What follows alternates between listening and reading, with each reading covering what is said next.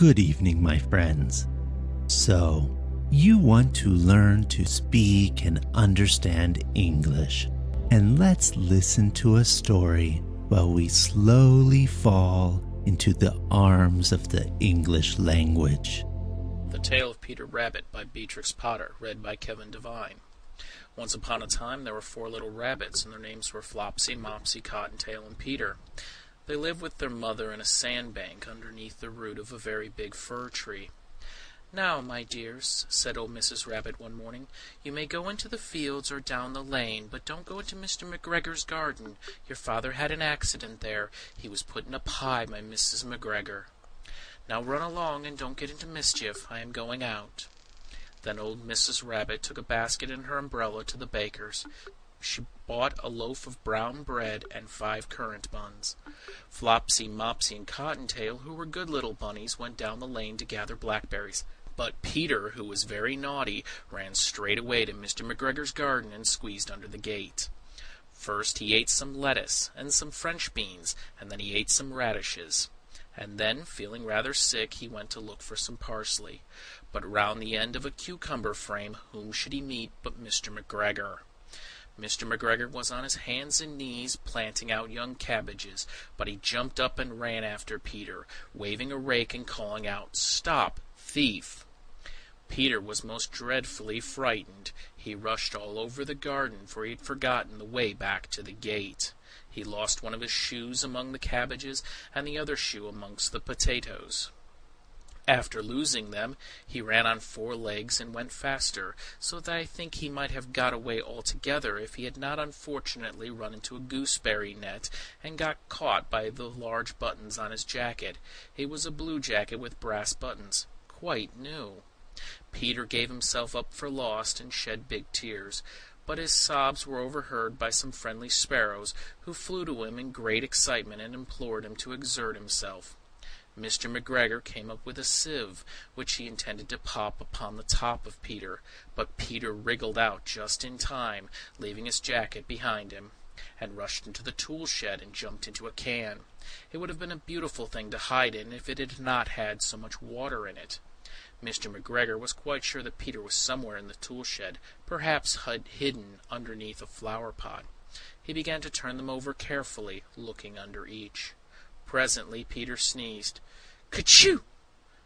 Mr. McGregor was after him in no time, and tried to put his foot upon Peter, who jumped out of a window, upsetting 3 plants.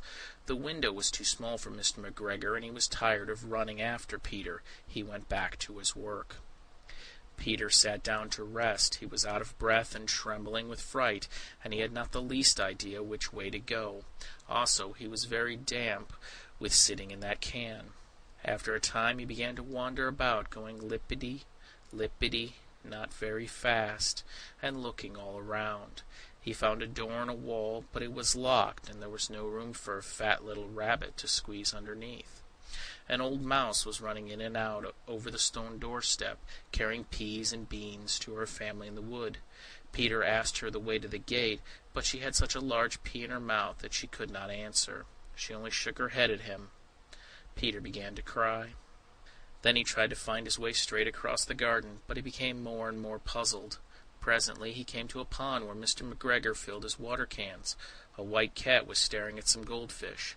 She sat very still, very, very still, but now and then the tip of her tail twitched as if it were alive. Peter thought it best to go away without speaking to her.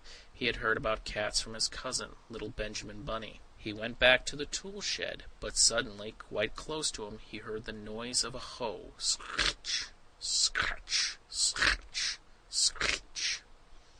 Peter scuttered underneath the bushes, but presently, as nothing happened, he came out and climbed upon a wheelbarrow and peeped over. The first thing he saw was Mr. McGregor hoeing onions. His back was turned towards Peter, and beyond him was the gate. Peter got down very quietly off the wheelbarrow and started running as fast as he could go, along a straight walk behind some black currant bushes. Mr. McGregor caught sight of him at the corner, but Peter did not care. He slipped underneath the gate and was safe at last in the wood outside the garden. Mr. McGregor hung up the little jacket and the shoes for the scarecrow to frighten the blackbirds. Peter never stopped running or looked behind him till he got home to the big fir tree. He was so tired that he flopped down upon the nice soft sand on the floor of the rabbit hole and shut his eyes. His mother was busy cooking. She wondered what he had done with his clothes. It was the second little jacket and pair of shoes that Peter had lost in a fortnight. I am sorry to say that Peter was not very well during the evening. His mother put him to bed and made some chamomile tea, and she gave a dose of it to Peter. 1 tablespoonful to be taken at bedtime. But Flopsy, Mopsy, and Cottontail had bread and milk and blackberries for supper. The end. This was a reading of The Tale of Peter Rabbit by Beatrix Potter, as read by Kevin Devine. If you would like to see more stories by Beatrix Potter or other children's authors, please visit the Euclid Public Library at 631 East 222nd Street in Euclid, Ohio.